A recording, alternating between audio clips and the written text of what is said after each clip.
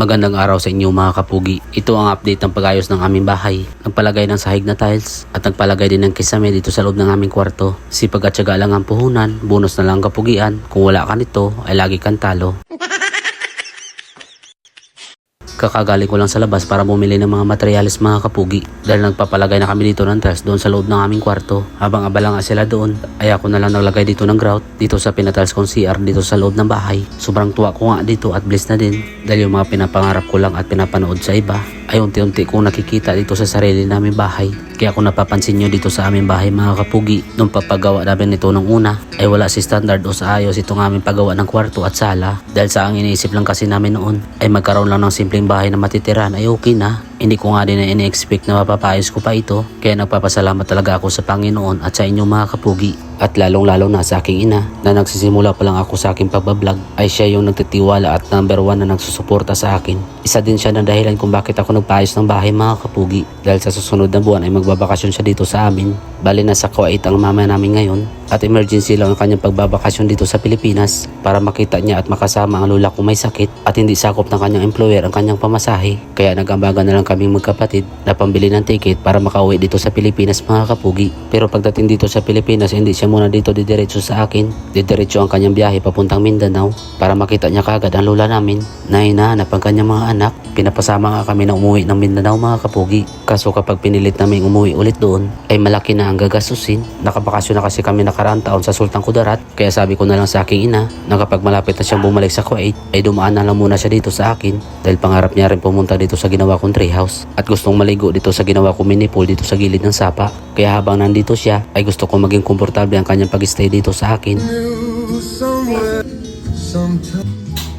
Nagpalagay nga pala ako dito ng kisame dito sa loob ng aming kwarto. Kung napansin nyo ay mababa ito dahil sa nung nagpagawa kami noon ng bahay ay hindi mataas yung pader na inilagay. Pero kahit ganun pa man ay okay din naman ito mga kapugi dahil hindi naman katangkaran yung mga nakatira dito.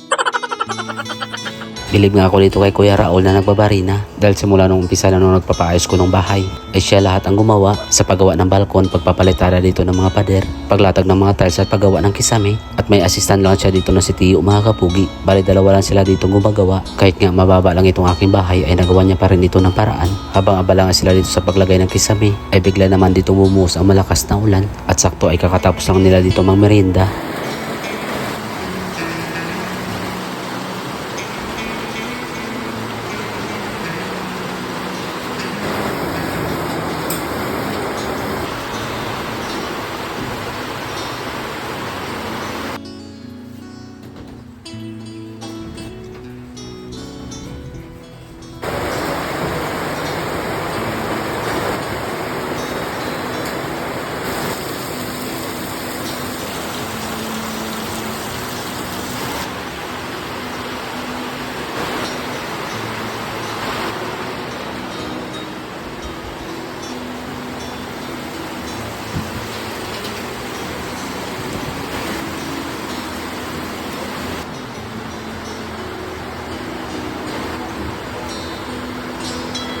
Sa oras na ito ay tapos na sila maglagay ng kisame at hapon na rin ito mga kapugi. Kaya kinabukasan ng umaga ay nagpa-flooring na rin ako dito ng balkon namin. Balak na sana namin dito nalatagan ng mga basag na mga tiles. Kaso kukulangin mga kapugi dahil konti lang yung sobra na binili namin na tiles. Kaya sabi ko dito kay Kuya Raul na plain na lang muna na simento yung kanyang ilalagay. Kung magkaroon naman ulit ng budget ay doon na lang ulit natin lalatagan ng tiles.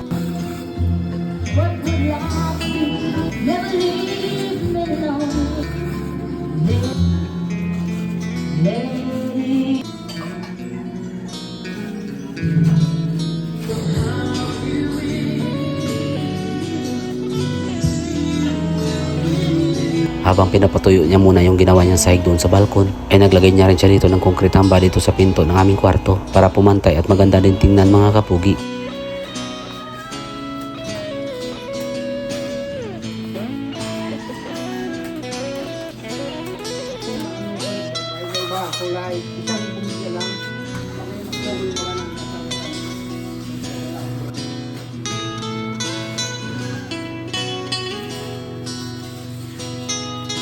Hindi ko na pala dito pinakita ang pagbutas ko ng pader na paglalagyan namin ng aircon dito sa loob ng kwarto. At maliit lang itong aking binili mga kapugi dahil maliit lang din yung kwarto niya kanyang paglalagyan. At nung natuyo na ang sahig dito sa balkon ay dito na namin inilipat ang alaga naming aso. Kapag araw lang mga kapugi at kapag gabi naman ay nasa loob siya ng bahay. At kung nagustuhan nyo itong aking vlog, please follow, like, and share naman itong aking page. At pa-comment naman kung saan nakaabot itong aking video.